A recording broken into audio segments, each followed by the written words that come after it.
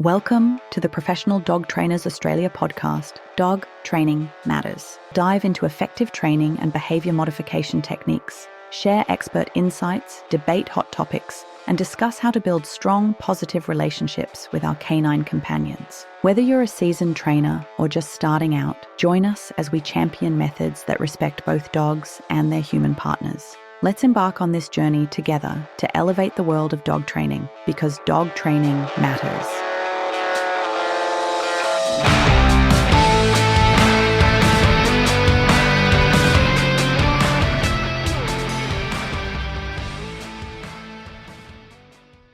Welcome to the Professional Dog Trainers Australia podcast. I'm your host, Trish Kavara, and I'm joined today by my co-hosts, Boyd Hooper, who is a board member of the Professional Dog Trainers Australia, and also Steve Courtney, who is the president of the Professional Dog Trainers Australia. Welcome, gentlemen. Thanks, Trish. Hey, Trish. And our podcast today, we have a very special guest. His name is Horse. Welcome to the podcast, Horse. You've got a very special story to share with us. Hi, Trish, Steve, Boyd. G'day, pleasure to be here. Welcome. Yeah, I think we've got a bit of territory to cover today. Absolutely. So, Boyd, go ahead. Okay, so the reason it's Horse, guys, just so you know, is that Horse is an ex-Australian military special forces operator, served with the SAS and other units in the military, and was sort of one of the foundational people in getting the dogs into the special operations, special forces in Australia. So he's going to give us a bit of a background on himself, on his early career and the like, but he's a very well-credentialed guy. He did many tours with the SAS and his various roles with them in special operations in the war theatre in Afghanistan and in other places, including being one of the foundational guys to take dogs into that theatre from the special forces model. And so, yeah, he's going to give us a background on his background first and what sort of got him into it, then talk about how dogs got into special operations, because, you know, back in the day they weren't being used, at least in Australia. And he's going to tell us the foundation of how they got into the Australian Special Operations Theatre. And then he's going to talk about the lessons learned, how they use the dogs, what function the dogs played, what they learned from it, the problems they had, and those kind of things. And then also another thing about Horse is that he's been out of the military for a number of years now, and now he has a service dog, an assistance dog that travels everywhere with him, and he's quite involved in that side of things. He's an assessor for those dogs as well. So we won't go too much into that side of that, the service and assistance dog side of things, because that's a topic for another day. But he's just going to give us a bit of an overview right at the end of, the dog that travels absolutely everywhere with him and the roles that plays. So I think that's enough of an intro. So, Horse, do you want to start kicking off by giving us your background, your early years, what got you into the military, and tying your early years into the whole dynamic of the discussion we're talking about today, the dogs and everything else? Yeah, so I grew up in central Victoria, and as it turns out, I got a little bit of ADHD and slightly on the spectrum too, which is really, when you think about it, that's quite necessary for a special forces operator to have. So I view that as a superpower. But back in the 70s and 80s, nobody knew what the hell that was. And so you're just a naughty little boy, because you're that kid hanging off the chandelier and I was into everything. And so to avoid getting into trouble, I would go and hang out with the horses and the dogs, and I developed this affinity for animals. I also had a bit of a legend. My grandfather from World War II, highly decorated, blue, and I've written a book about him. He was my hero, and so I just wanted to join the military from a young age, and with that affinity for animals. Fast forward to early 2000s when I was in the SAS, and we did an exercise with the now defunct or decommissioned 2 Squadron, did an exercise with Delta, and they had dogs over there, and really, really enhanced capability with just searching, distractions, using their sensors out in front of the the patrols and going into rooms. Oh, sorry, can I just interject there? Just for the listeners. So Delta, guys, is American Special Forces, sort of counter-terrorist, in some ways you could, very loosely, you could consider them as the Army version of the Navy SEALs sort of thing. That's not a perfect analogy, but it gives you the rough sort of dynamic there. Tier 1, top tier special forces, Army guys. Yeah. And so he's saying that's where he went over with. The Army sent him over there and he was working with those guys in a training exercise. So I just clarify that, because when you say Delta, people might not know who you're talking about there, Horse. Yeah, absolutely. And just to clarify, I wasn't over there with them. That was just a different squadron. And they came back with this idea, well, this is a great capability. And the Americans have been doing 5 years ahead of us at least. And so they had quite a well-developed, mature capability, both them and the SEALs. And actually, Delta offered us, wanted to go down that pathway, they'd offered us dogs and a training course. But the Army, in their wisdom, said, no, we'll go and send you on an Air Force dog handler course. And so we went over to Amberley, and they're quite good supporting us. But we did come back and we were able to walk the flight line with the dogs and do security patrols, but it really didn't fit into our mission profiles. And so we sort of thought, what the hell have we got here? So it took us a few years to shake out. And so it took a little bit longer to embed or mature the capability to where it had really good utility within the special operations sphere. The good thing that came from that is we made so many mistakes that we learned so much. So the depth of knowledge within the capability really was quite solid. And so I can just butt in there and ask you a question or make a comment there, Horses. I think sometimes when you're trying to go forth with any type of dog training program that's fairly new, there might be some unrecognised goals until you realise that we're not going to make those goals. So we might think this is what we need to achieve, and then when we achieve that, we might see, it's actually lacking in a couple of attributes that really is going to make it secure, and then we're going to develop almost a subcategory of something else, so we can move forward, making it a more full or well-rounded, for instance, program than what we may have first thought we needed.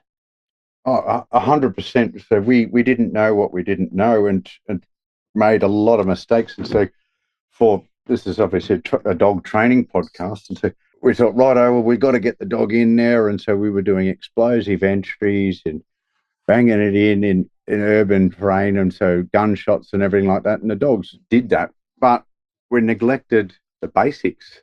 So drive capping and obedience. So while a dog could do an amazing job, we couldn't even get to the start line. And so that was an interesting lesson. So neglecting that foundational stuff is having a good solid heel, the dog drive capping, able to cap itself. And so when I'm talking about drive capping, it's basically operant conditioning, where the dog is cool, calm, collected. It's delivering me the behaviors that I require of it for it to get the reward. And so we're able to walk across a flat paddock with a guy in the bite suit there, and can walk right up to the guy. The dog's off lead at the heel, and have a discussion with the decoy, and then get the dog to bite.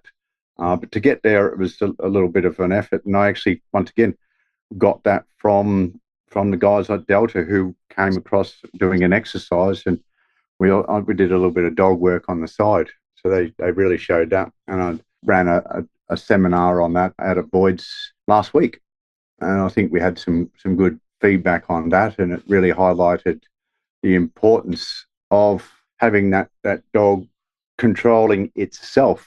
And so we're not controlling it, it's controlling itself to get behaviors that we require for it to get the reward. And so you're not smashing it down or beating it up. It's still got the same drive, and it's really a usable animal and trustworthy as well. And so when we're talking about working in teams, if you've got this loose land shark that we see in a lot of police and military units, nobody wants to work with you.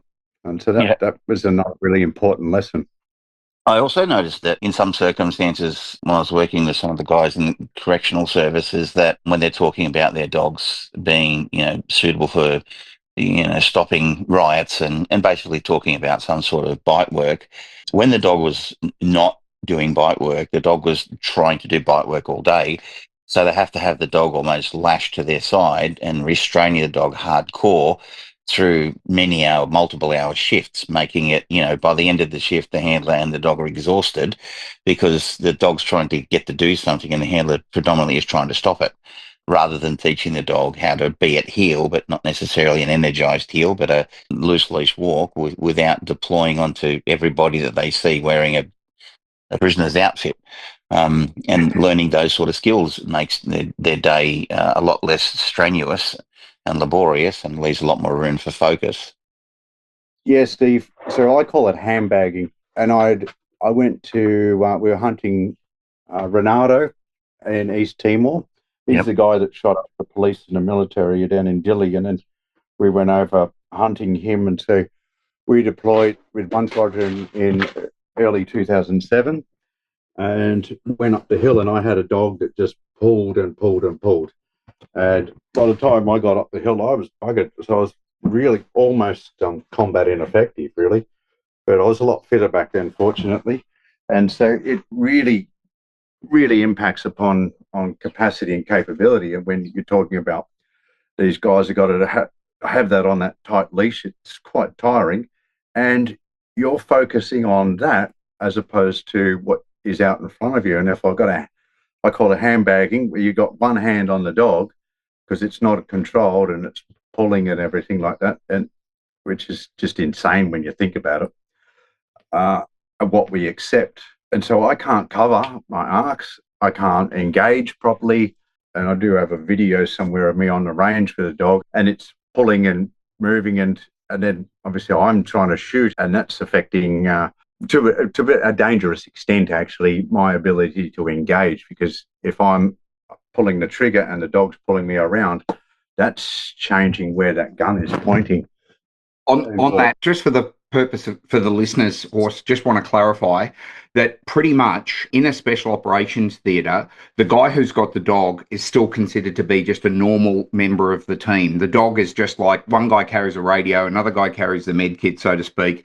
Another guy might carry the demolitions, for example, and one guy has the dog, and that they're all part of it. But if people are under the impression that as the dog handler, you're sort of detached from the main team, that's not right at all. I mean, they're still expected to do everything and be in every position and doing everything else, and the dog is just, for the most part, a lot of the time, is just by his side running with him and he's doing whatever he needs to do, and then the dog is used and deployed as necessary. Is that a fair comment, Horse? So I can elaborate on that. We were wondering, okay, so where does the dog fit into the troop?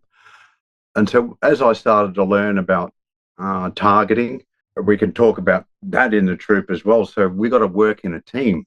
And we hear all of these horror stories of dogs biting operators. Well, of course it's going to bite operators when you get out there, and if you're training in your cams or your police uniform and you just put a sleeve on, you're training that dog that's your bite picture. And so then, of course, it's going to bite operators. So we all adjusted that bite picture and then socialize the dog within the troop. So the dog would come to morning roll call. The dog would come on PT runs. It would come to the gym. And so it's always interacting with that pack. It's a pack animal. And then I'm obviously dad and then everyone else is uncles. So you're establishing that pack hierarchy for the dog. And to doing that, it would work for all the other operators. They would be stacked on the door. The dog would see them stacked on that door and go over to them. I didn't need to be there and everywhere. But just on that, we've decided to put the dog handler in troop headquarters so that when the job came up, I would be allocated to the lead assault patrol.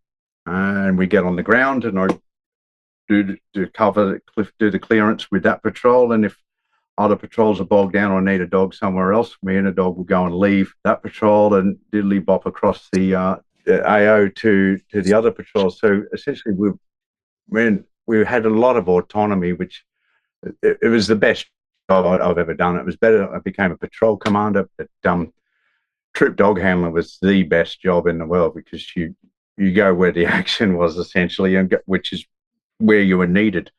So that was really good. But what it meant was I had to do run-throughs and training with all of the patrols, so everyone became familiar. So it upped the workload, but they say never work with dogs or animals or children.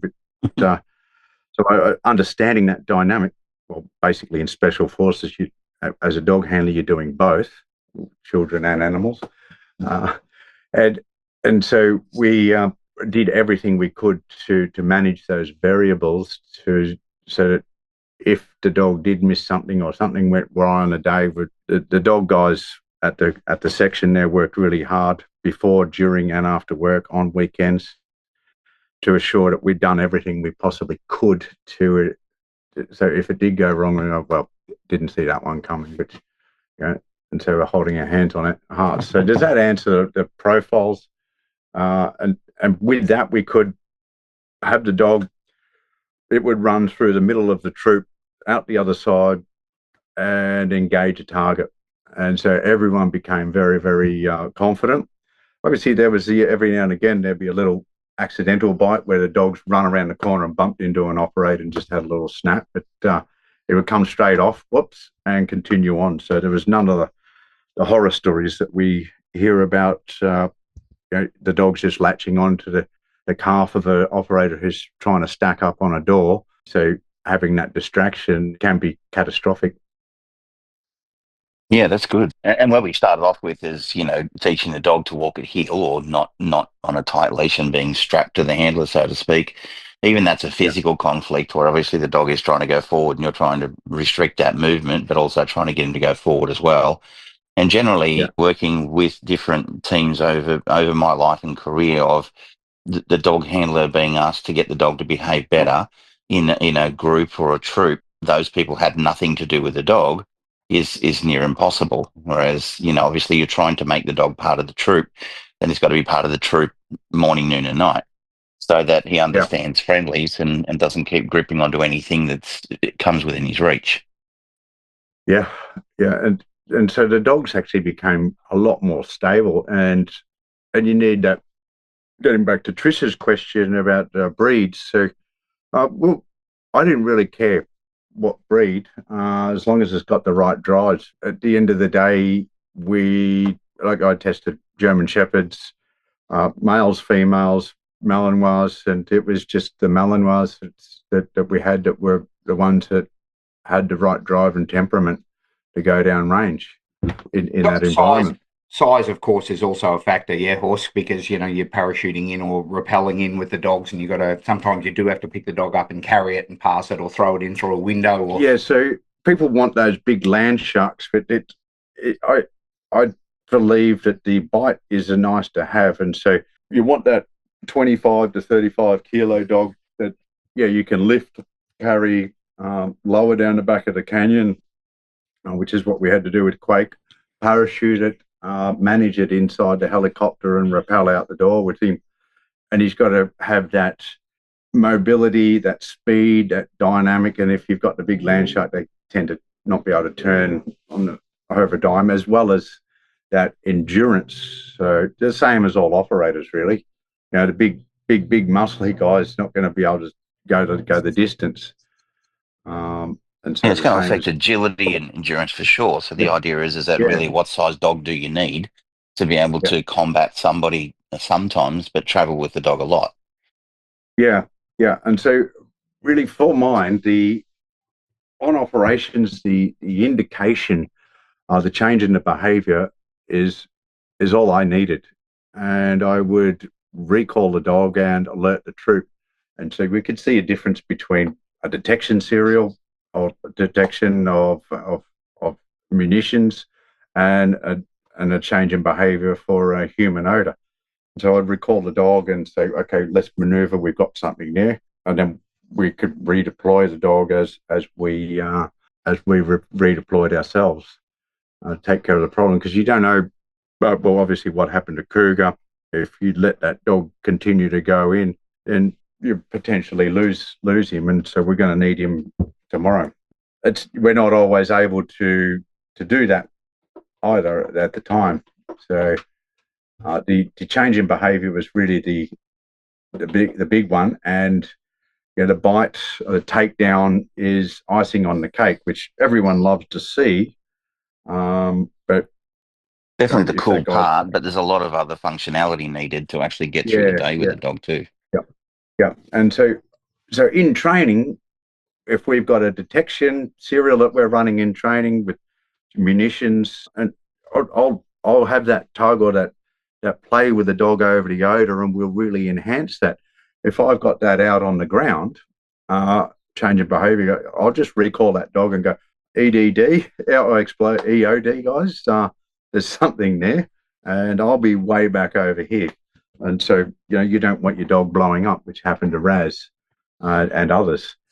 Same as on the bite with, if you've got a guy with an AK, well, it's no longer a non-lethal option. So recalling the dog before he gets the bite so we can engage that target, because we rewrote the book for CQB or range PAM so that we've got dogs are considered another operator, and you need clear line of sight to engage that target. And so if the dog's on the bite, you don't have clear line of sight, because we did have one dog bitten. And so bringing that in and having that ability to recall the dog, which once again, the drive capping and that stable dog that you get from the drive capping enables you to have that out, and then you can engage that target.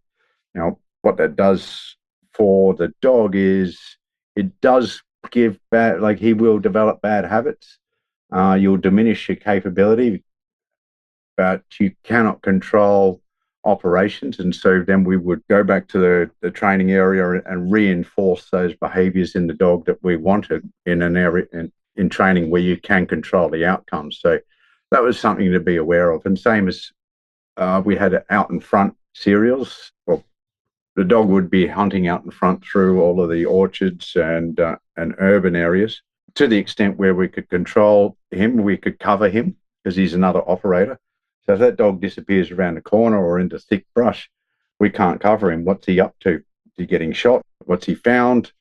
What's he engaged? And so we consider them another operator, where we'll put them into the down. And so on operations, again, that the extent that they will go out will shrink. So go back to training, we will send them out beyond where we can see them so that they extend their bubble. But in training, we're controlling the training outcomes. And so these are things to be aware of. What we're doing on operations, it does have an effect. And so almost every time I came back from a tour, I would go right back to basics with the dog, and then almost have to develop him back up again to overcome some of those negative impacts of operations. Yeah, that's really cool to hear. And, obviously it's very much the same. So I work with a lot of people and dogs in various capacities, and the concepts are exactly the same. Although the dog's behavior might be different. They might not necessarily be military working dogs, but they might be in a scenario of anything from an assistance dog to a sport dog or whatever else it may be. And a lot of the errors that occur in action time are generally foundational errors that are not thought highly enough as being important. Yeah. And then if you're only operational and not doing any training, what bad habits are the dogs developing? You're not. Well, they're adapting to that environment, which is not really that functional training. Yep. And the idea is that as that environment changes, the dog might not adapt quick enough, so he needs to go back to his foundational behaviours. Yeah, and that's what I found. And so we promoted just right. I go back and we'd be running a dog course, and I would, time permitting, run through the serials and that ramp learning. So week 1 through to 6, I'd run my dog through those serials to reinforce those behaviours. So it's kind of like a reset, because we go, when you stuff up a certain training, you go, oh, well, we'll just do one more. And then it goes bad. You go, well, now we have to roll back several stages to re-establish that foundation before we can move on. And that's a dog essentially what trainer's nightmare. occurs. Yeah, Yeah. that's what happens on Never operations. do one more. You can't, Yeah. yeah. Let's keep going till we break it. Couldn't tell you how many times I've made that mistake. Yeah, Well, one people more always ski say run. now it's going good. I said, well, it's not going to go gooder. So let's just stop now. Yeah, good is good enough, isn't it? Not Yeah. good. We try for perfect. At least for that trial or that cereal, right? You know, put that one in the bank. If you got something you like, just put it in the bank and then say, great, okay, then come back. And if you want to push it a bit further, well, then, yeah, come back later or tomorrow or whenever and we can move forward. But right there, just, yeah, pushing one step too far is every professional dog trainer gets frustrated that people are trying to do that all the time. Horse, as far as the roles and tasks of the dog, you talked about being out front, that sort of in an open environment area, sort of, if you like, as a scout, if you will, as a point man to a certain degree, early warning type role. But also, what about as a clearance type role? For example, in a more urban environment, you were in environments where, you know, you couldn't see around a corner, for example, or inside a building or something, some sort of stronghold of some description, or even in a street type environment where you needed to see, you know, what's around the corner, is there something waiting for us? Would you deploy the dog much in that role, or was the problem therefore that we were putting the dog in a position where we couldn't cover it and couldn't protect it? You know, what was the sort of the balancing act you had to play with that? Yeah, so in the urban environment, it was, yeah, obviously a little bit more complex and you can't see around corners. And I'm just trying to work out how to articulate this without giving too many of the TTPs away.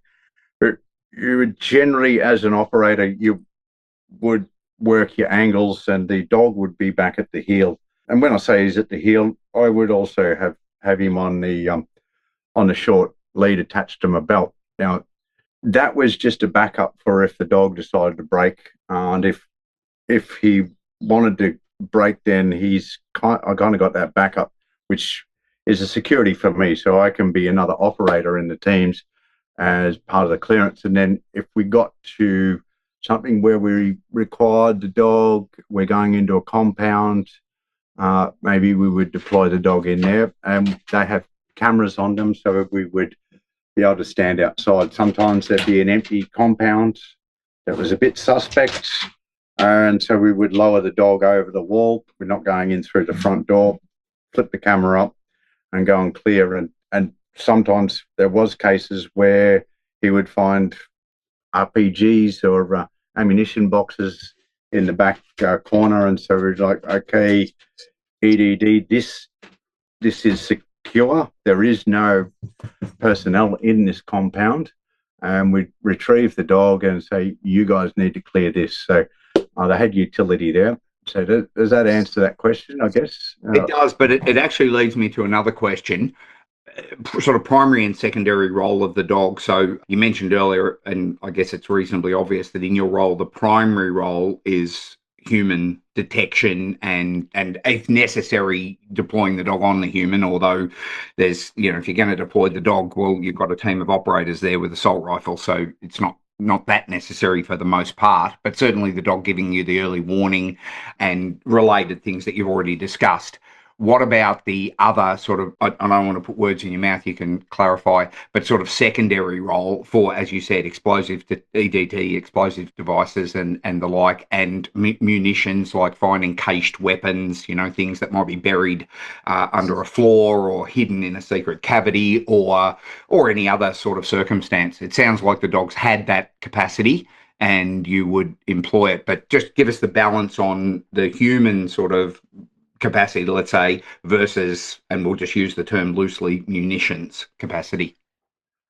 Yeah, so they were much keener on getting a bite, and so there's a different level of indication that they would give when there's human scent versus the munitions, and I've actually seen dogs give a head flick at munitions, run around the corner hoping for a bite, and then they'll come back and do their indication on the explosives. But we initially just started off from the Air Force with attack dogs. But as we went to Afghanistan a few more times and we had varying levels or varying standards of personnel and dog attached to us from the engineers, one engineer operator had, he barely made it to target. His dog was just not good at all. I've seen EDDs deployed and then they just start chasing a frog. So the standard of operator was quite varied. Having said that, there was some really good guys who did really good stuff too. But having that capability gap, walking 5-10 Ks across the desert at night and then them not being able to do clearances with us, we decided to dual purpose our dogs. And so we just made that up as we went. And that was an interesting process. But we actually ended up finding a lot more bang. So we didn't go for any underground hides or any buried IEDs. We left that to the engineers. So I'm not interested in doing route clearances. But once we got on target and searching the surrounds, we would find ammunition and weapons cached in orchards or hidden under sacks, and we even hit on some opium because there was just this distinct odor there that the dog's going, what the hell's that? And so that was quite interesting because we didn't train them on any drugs. It wasn't within our remit. It indicated on just this different odor was emanating from within the grains. So that was quite an interesting process. With the munitions, Horse, what is the indication that you wanted the dog to give? Obviously, if it's found the man, you want it to engage, and if he can't engage because there's a wall in the way or the dog's, there's some sort of barrier or the person's up high, he's just going to try and get to them. So that's pretty obvious what you want. But what about if it is munitions? If they find something, how are they signaling? Well, I just want the dog to indicate on that and just hover over the odor. Going for the classic conditioning to sit is a nice to have. Some of them with a Malinois, getting him to sit there was just an extra training impost, and so and that's why we didn't go down the path of buried IEDs because it was just extra training that we really it's diminishing returns on our capability. So just having them stand over the odor or indicate that there's something there and wait for their little tennis ball or a tug toy or whatever was enough for us. And they'd done their job, essentially, as we go back to on operations, changing behavior. I'll recall that dog and then pay him away from the odor because I don't want to be messing around with whatever I don't know is there that can go bang. And so we'll get back to that off-lead space as well. So early days, we didn't have electronic collars. They weren't a thing in Australia. And so I think it really limited us on that first rotation because I'm like, well, when do I let my dog go? Because there's one thing worse than having your dog killed down range, and I think it's losing him. So I was always cognizant of that. And we saw the engineers lost a couple of dogs, and, with Sabi being the big prime example of that. And then they ended up putting GPSs on them. I thought, well, you're not really, you're more interested in solving the crime than preventing it, so to speak. So that was where the e-collars, introduction of the e-collars, which we initially bought off from the US. I did burn a couple out because they're on 110 volts and we're on 240, but lesson learnt there. Having that e-collar enabled us to have that backup and recall, and the dogs were so conditioned to that even if the e-collar failed and you had to go an audible recall, they would come back. And so that really helped the capability and enhanced what we could offer to the troop as a matter of essentially we're force protection, and the number of lives we're able to save, you can only guess, especially when we had to do daytime operations and having that dog out in front, going through orchards, cornfields. The places there in Afghanistan were like jungle because you've got all this water from the melting snows off the Hindu Kush, flowing big rivers, and they would form irrigation channels. And I know when Quake saved our life, it was jungle because there was a spring in the back of that canyon. So, having that their senses, their nose, their ears out front, saved a lot of lives. And I'm pretty sure myself and a number of other guys wouldn't be here if we didn't have them. If I could just touch back on something there, Horse, is that people will probably be listening to this podcast at some point in time and hear that you go, look, we'll use a electronic collar for recalls and so on like that, and probably, armchair and go, yeah, that's reasonable. We're talking about saving a military working dog's life in this, heavily endangered environment. And you go, that's true, right? But in all cases, if someone has a pet dog that's running towards the road and for whatever reason they haven't been able to establish a recall through other types of reinforcers, then the risk to that dog's life is equal to any dog that's about to be killed. And it obviously reinstates the importance of how important a recall is. It's not necessarily a 30-point exercise only. It's a life-saving command, just like swimming might be recreational, but in fact, it's actually a life-saving life skill. So in those sort of circumstances, of course, those tools are very useful in these scenarios. And I think it's really important to realize they're actually very useful in other scenarios as well. Oh, look, I have an e-collar on my assistance dog, and I think they are, once again, used properly, one of the most humane training adjuncts that you can use. And I don't even need to turn the thing on; it just needs to put on him, and his behaviour is so much better. His hearing seems to improve. Yeah, Funny that, isn't it? But so it's you've got choker chains or even just your normal leather collar when people are cranking and yanking. You're doing potential for permanent physical damage. There is insane, and I think even you got your pinch collars, which are much malaligned. Used properly, you just a little gentle pop. You can hold the lead in two fingers, and you're just annoying the dog to do what you want. yeah. So once again, you get to the e-collar, and people are, oh, that sounds terrible. And I get people just put their fingers on the prongs. We're it on one. Oh, that's nothing. Two, nothing. Three. Oh, I can feel a little bit of a tinkle. And that's I only use the minimum that stim that the dog will feel. And I'll use the audible first as a warning, so it's a preemptive, and then he'll go, oh yeah, coming, because he doesn't like the little stim, and so you don't even need to use it in the end.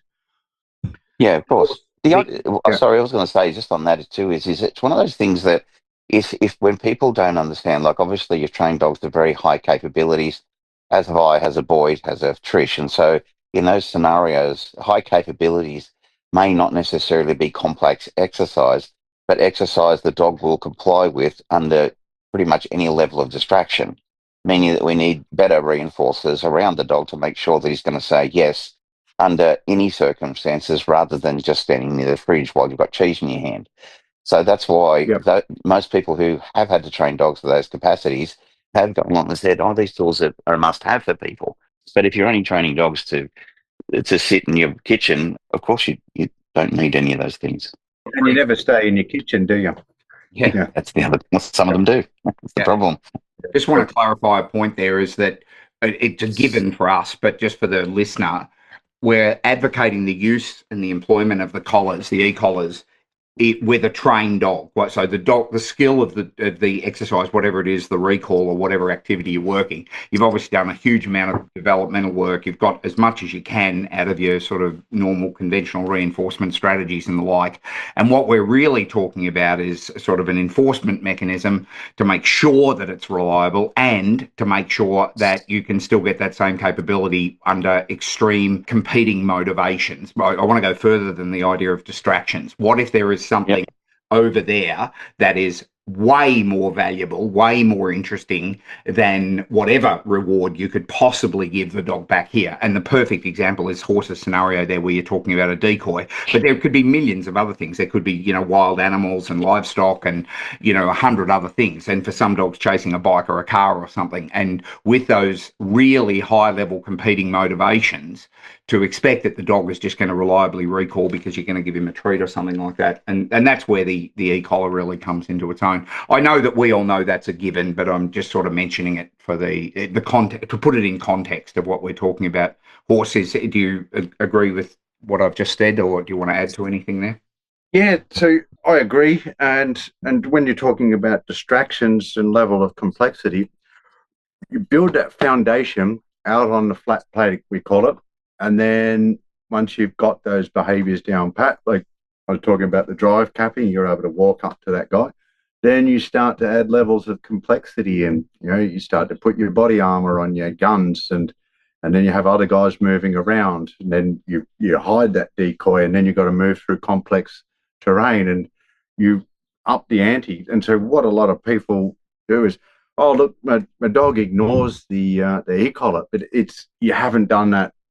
Like every time I've investigated that scenario, you haven't actually embedded the behaviors or done it at a low level, and then ramped the complexity and the distractions up from there, and done it at every level. You've just jumped to, oh, my dog's chasing the postman and he ignores the e-collar because he's kicked straight into drive, but doesn't actually understand what you're asking. And so that's a common misconception, I think. I think, obviously the idea is to go through the training phase and then into the distraction phase, so that the dog has some understanding of this process is gradually getting higher, that the hierarchy of competing motivators and distractions are starting to come around, but it's important I still follow the guidance given by the handler. Yeah, you haven't layered the criteria or the distractions. And that's where and then, and then even once you do the layers, I want somebody to replicate that postman out the front, and I'll have a rope attached to the dog as an adjunct, and then it's you put the stem and you haul the dog back in to reinforce that behavior. Once so you have those training adjuncts. So I will actually train that scenario. So once you get out on the paddock or out over the start line, you're pretty confident that you're going to have a good result, because I've actually run a scenario with the dog, and they don't know the difference between operations and training.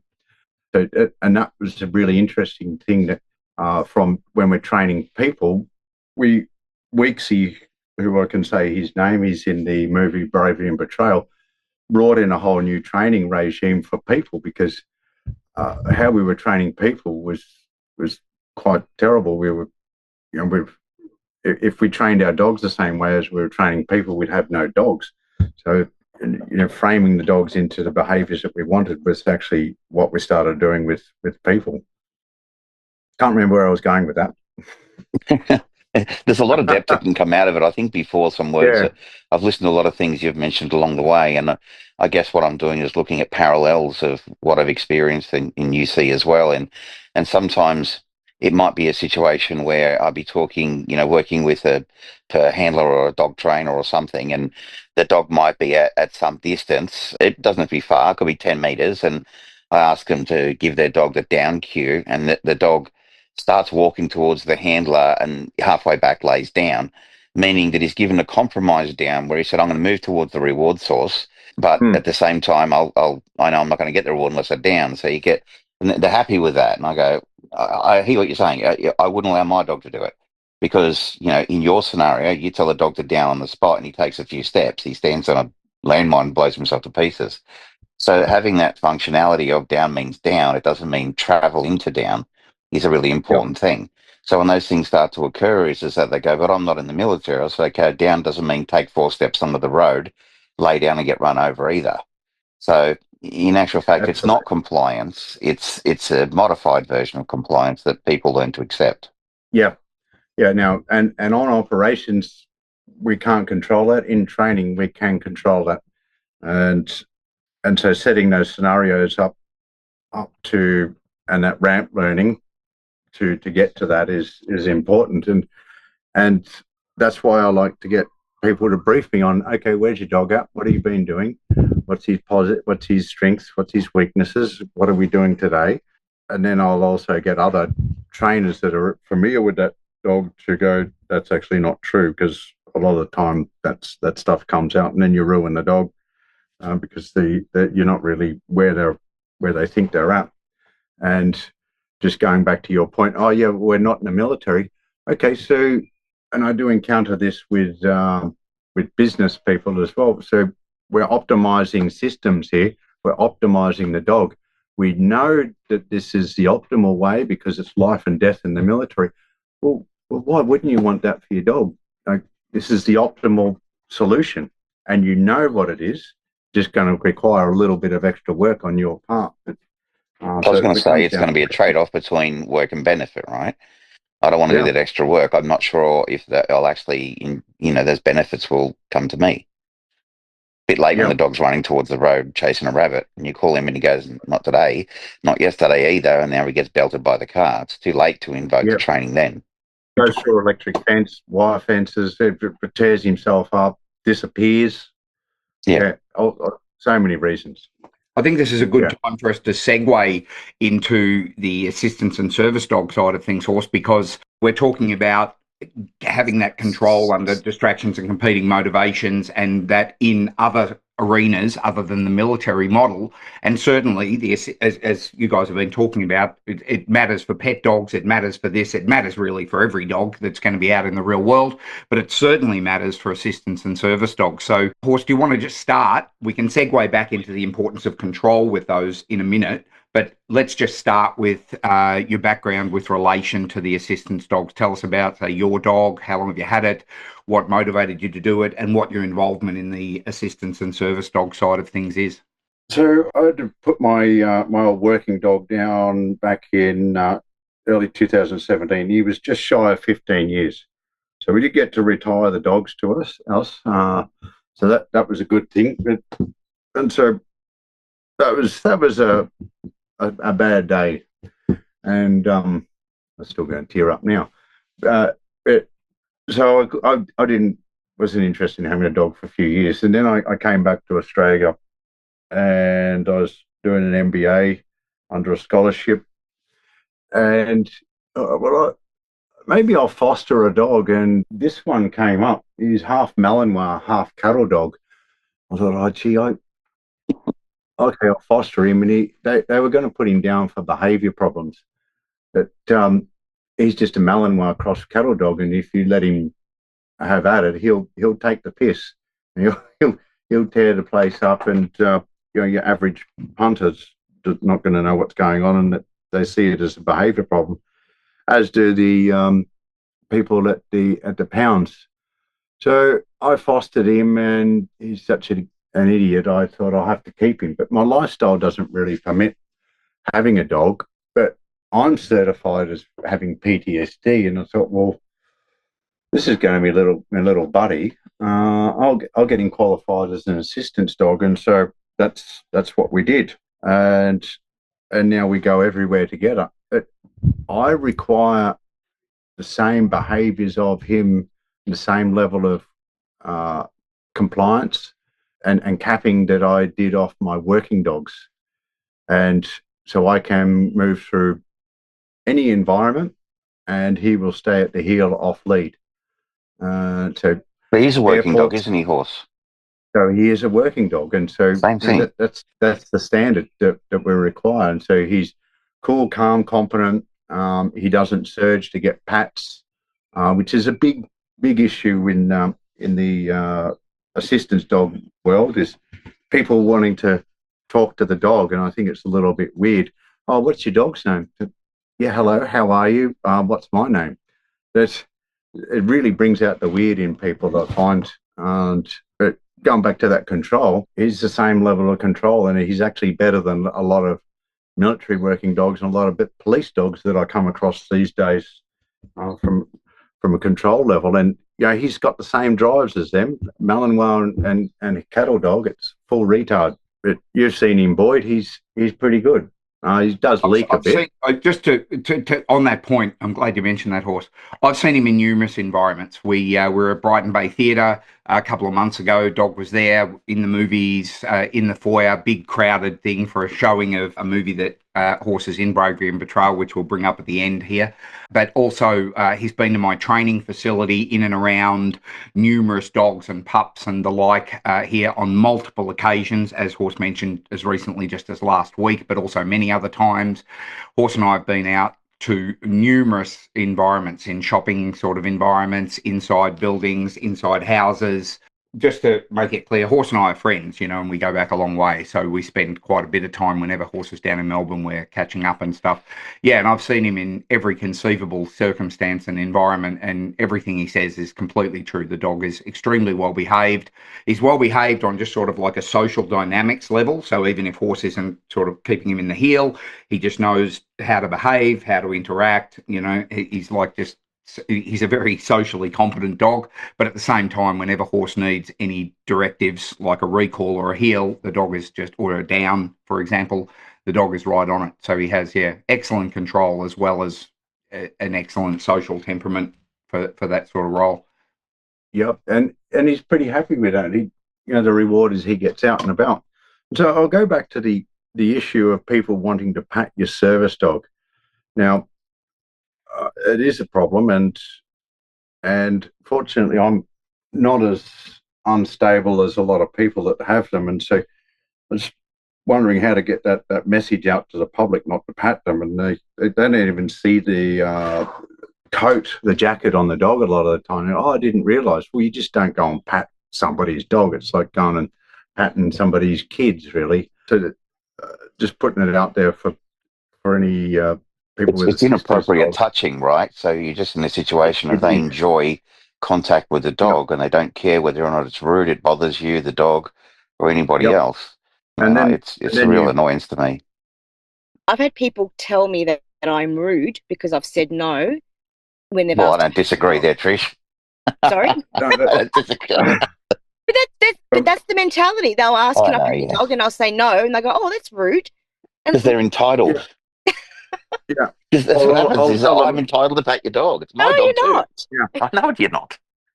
Absolutely. And so then that's what I was about to go to, is you get into this thing where you're the asshole because you say you can't pat the dog, or they haven't even asked. If people ask, so here's an adjunct that I've invented, and I've done a couple of seminars for some people with assistance dogs, because he's so well controlled, capped. If people ask, I say, okay, did you want it? No problem. Then I'll give him the break command. So he's on a break, and he can go and say hello, and they can pat and engage with him, and so everybody wins. And then I'll recall him. I go, now he's working again. For those that don't know, everybody that wants to approach and pat the dog, then he will just surge and start to go for those rewards and self-reward pats every time he comes up and speaks to somebody. And so it really messes with the whole assistance dog dynamic and becomes a pain in the ass. So the people don't realise what they're doing. Nor care. Nor care. So if you explain all that to them, they usually just nod and go, I don't care, I just want to pat the dog. And that's where I have a bit of trouble with capping myself. Yeah, and it's a constant issue. And then then the dog gets in trouble for breaking, but they're the arseholes that have created it. Yeah, and then they 100%. Get into a thing because you've said no.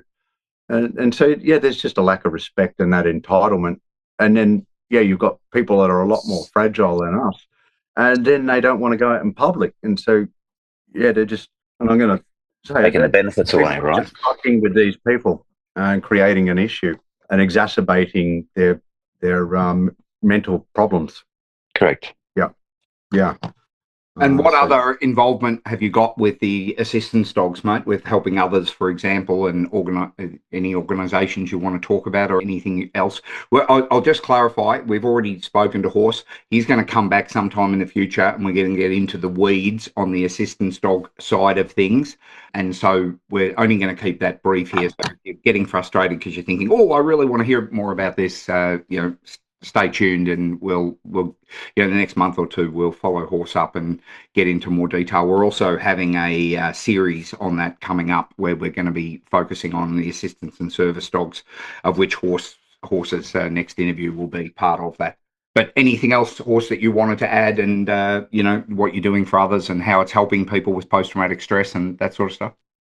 Yeah, look, I do little training seminars or little workshops here and there during my travels. It's very ad hoc, as you know. Hey, Boyd, I'm coming to town. I can do a seminar next week for you. Not optimal, so I just sort of do it on occurrence and help these people with their dogs get out in public. The drive capping one is a really big one for them. And fortunately, I've got that exemplar in Preston because, I've been to European tactical units around Australia who don't believe that this capping thing is possible. And then I've got this exemplar there to show them. So, and I think people really appreciate that little, and they get a lot out of it. I've helped people get their pass their PATS test, and there was one woman, she's got a lot of social anxiety, and we just walked around in Bunnings and got her over the line, and she's, to her credit, she's really engaged with that process. And so I see her posting photos on Facebook of her on the plane and traveling all around Australia with her dog, and so it's really rewarding helping those people. But it also requires buy-in from them. And I often say I will never ever teach anyone anything ever again. However, I'll be an enabler to learning. You got to buy in, and actually that being that enabler puts the focus onto them, not me as the teacher, so to speak. So yeah, just dipping my toes into it, and I am a qualified assessor. I haven't done any assessments, but yeah, so just trying to look into that space a little bit. But been quite busy in recent months with touring that Bravery and Betrayal film about the SAS in Afghanistan and our answer to the war crime allegations. And when I say I've got PTSD, I've just come back from Mexico doing a ibogaine treatment, so that has fixed my PTSD and traumatic brain injury, and there's a whole lot of other stuff going on. So I'm promoting that. I got to thank Pillars for Pilgrims for supporting me. They're getting a plug in.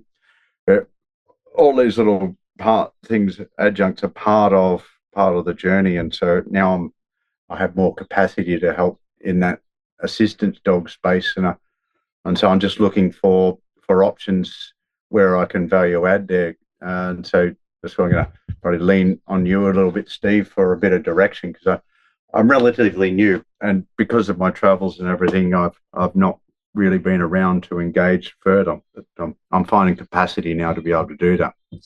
Absolutely, 100% ready to help you. Yeah, absolutely, mate. And plug away, mate. If there is anybody, any organisations or anything that you want to mention and thank, you go right ahead, buddy. But we'll leave that right till the end. Okay. So I just, as I mentioned before, I just want to bounce back to the documentary movie, Bravery and Betrayal. I've seen this movie a couple of times, been touring around Australia and potentially going to be going offshore. Horse has been touring with it, as have a few of the other guys that served over there, SAS and commando guys and the like. Yeah, and it's a real, real gritty, if you like. You don't think it's going to be sort of, exciting and uplifting sort of thing. It's just a real tale of real service people in real theatres and the real reality of the whole thing. Horse is one of the main guys in it. He's interviewed in there. He's talks about a little bit about the dogs, but they certainly talk about their experiences in detail. It's a serious documentary. It's not a backyard. They've got 3 ex-prime ministers properly interviewed in this thing. And I don't mean like a 20-second interview. This is 3 ex-Australian prime ministers sitting down having proper interviews, and they each have a lot of time on the documentary talking about the important roles of the special operations teams and what they did and their service and everything like that. So absolutely highly recommended. Bravery and Betrayal. You can find it. And in fact, as I said, Horse tours with it, and throughout Australia. So if you're listening to this, you should try and find where. Is there an easy way for them to find where it's playing, Horse? WanderingWarriors.org, Bravery and Betrayal movie. There's some trailers on YouTube as well if you want to have a little bit of a taste. We're starting Tour 2.0, starting in Townsville on the 4th of September, and all the tour dates and locations are on that website, wanderingwarriors.org. Now, they're a veteran support organisation who specialise in providing options, education options, for veterans, so they can be employed post-service and integrate back into society in a much more productive manner, and helping their glide path there. And all proceeds from the film go to Wandering Warriors. So they're doing good work. I can add a link in the show notes to the Wandering Warriors website for the listeners. They can head over there and get involved. And if anybody does want to reach out to Horse, particularly for any professional reasons, because as he said, he does seminars and workshops and stuff. He did one for us last week that he mentioned earlier, and that's only one of many. I get him back pretty regularly, and he does these all around the country and internationally. But we won't even go into all the countries where he's been and all the work that he's done and all those kind of things. We only really touched the tip of the iceberg. But if you do want to reach out to Horse, just connect with us through here. You can probably, I think, the simplest way to connect. Horse, it's up to you if you want to give a direct, but I think to make it simple, if they just reach out to me and I'll connect them with Horse in the appropriate manner, because he does like to stay a little bit below the radar for obvious reasons.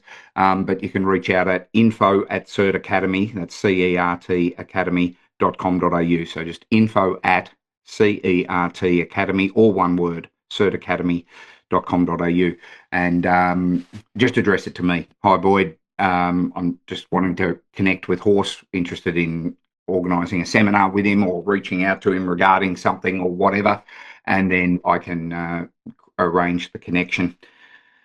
That's perfect. And for Trish and Steve, happy to collaborate with you guys as well on anything on occurrence. That'd be great, of course. As already alluded to, my lifestyle here, down everywhere. I'm not in one place. Me and Preston, my assistant's dog, we live on a yacht, which is currently parked in Malinois. So we're not in one location to establish a business or anything like that. And so we're quite random, and I lean on people who established like Boyd to host me, and I'm really just interested in getting my knowledge and experience across to everybody that is interested. That's great. Yeah. Thank you very much, Horse, for joining us today in the podcast. I will put all the details on how people can contact you via Boyd in the podcast notes, as well as the link to the movie as well. So it's been absolutely fascinating listening to you, and I'm sure the listeners are very excited to be listening to you again and discussing all things assistance dogs in another podcast.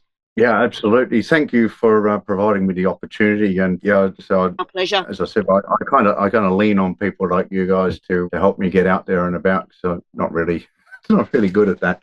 So thank you for the opportunity. And one more thank you needs to go out to Pillars for Pilgrims for sponsoring me to go to the US, because it's about $10,000 the treatment. I haven't felt this good in 20 years, and so I'm also pushing the plant medicine. People call it psychedelics.